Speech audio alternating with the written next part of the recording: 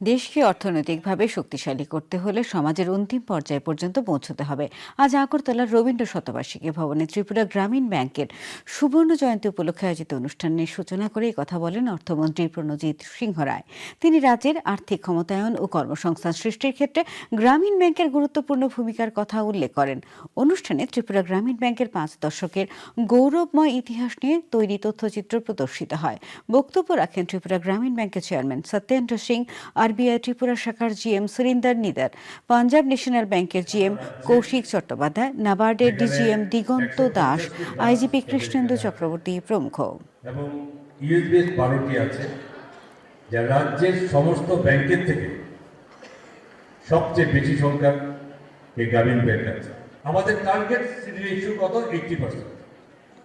তো আজকের দিনে 50 বছরের পদার্পণ ত্রিপুরা গ্রামীণ ব্যাংক সিডিও রেশিও অলরেডি 41%।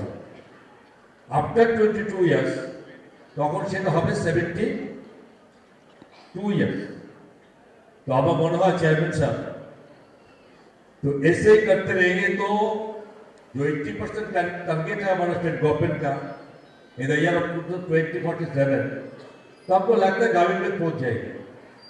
तो इसके लिए भी तो এই দিনে এটা অবশ্যই একটা বড় ব্যাপার থাকবে।